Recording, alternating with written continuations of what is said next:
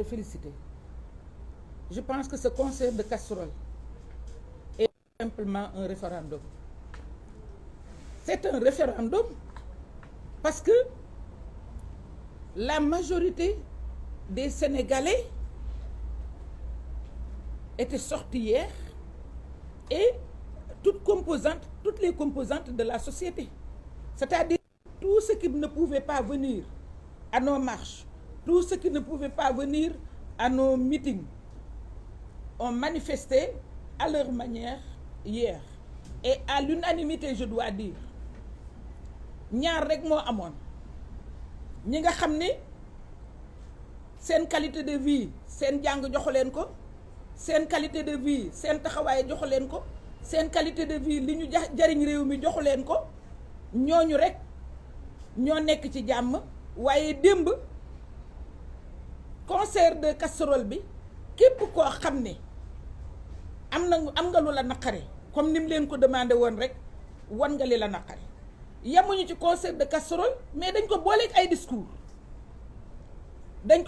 discours mu ñor leen torop nag ndax li nga xam ne moo tax mu gën leen a ñor mooy ku nekk daf naan sénégalais du respecter heure mais bi 20h jotee pile ñëpp ñoo àndandoo pile xanaa liñ doon xalaat kay mooy moom 10 minutes la leen waxoon ni leen nañ ko def 10 minutes gars yi ñenn ñi dem nañ ba minuit kenn ku nekk da nga tolloog fu sa naqar toll, fu sa raala bool toll, fu sa maar toll ci réew mii ak régime bi.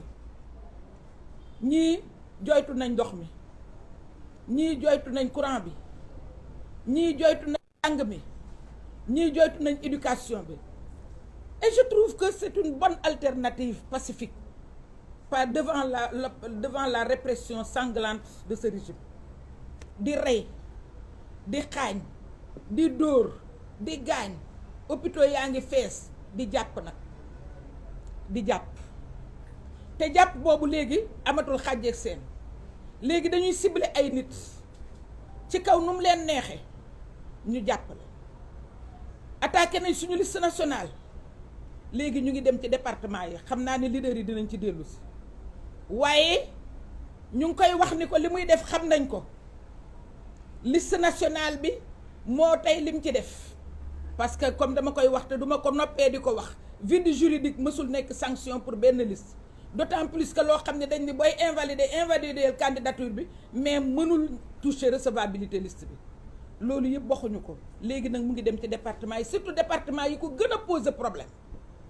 Moo tax mu laal Mbacké, moo tax mu laal Pikine, moo tax mu laal Guédiawaye, moo tax mu laal Ziguinchor. Na ko leer ni ko xam nañ fi mu jëm mais ñu ngi koy xaar parce que nag résistance bi du faillir benn yoon. Lii benn forme la woon bu élégante d'ailleurs boo xam ne apprécier nañ ko nag parce que dafa nekk une approche inclusive boo xam ne ku ci nekk wax nga ni nga ko bëggee, ku ci nekk wane nga ni nga ko bëggee. Mais référendum la nag, référendum la boo xam ni dañ ni woon ku bëgg ak ku d'accordul. Ñi d'accordul ñoo doon tëgg démb te nag unanimement lañu manifesté wu. Référendum la, référendum dañ naan oui ak non. Oui au régime de Macky Sall kenn déggu leen, afon kenn déggu leen, mais non au régime de Macky Sall moom riir na démb. Kon nag mënuñu lu dul féliciter les leaders et sant yàlla.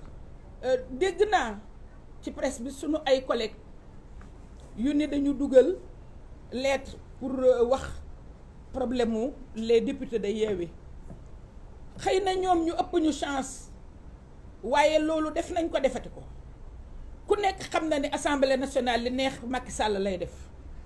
Ku nekk xam na ni li dal assemblée nationale moo dar institution yëpp. Ces institutions sont inféodées au régime de Macky Sall. Du ñu wax lu ko naqari, du ñu def lu ko naqari, chaîne la boo xam ni moom mooy commencer ñoo ñu yeggaleel ko.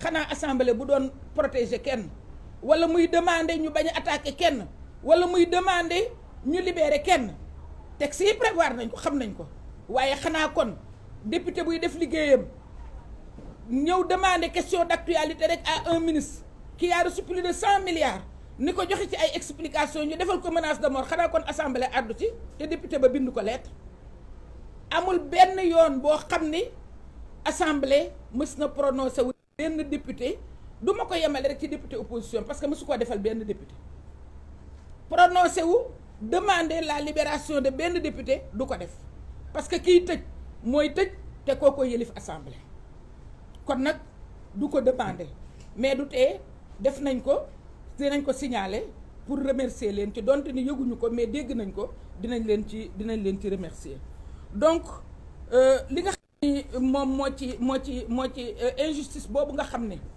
dañu li Ernesto Che Guevara waxoon on commence à mourir quand on commence à garder le silence devant l'injustice je crois que sunu collègues yooyu loolu la ñuy bañ ñoom itam bëgguñoo dee waaye Yewwi Askan Wi aussi bëgguñu dee moo tax duñu garder le silence on continue à dénoncer l'injustice à se battre pour la restauration de l'état de droit et de la démocratie.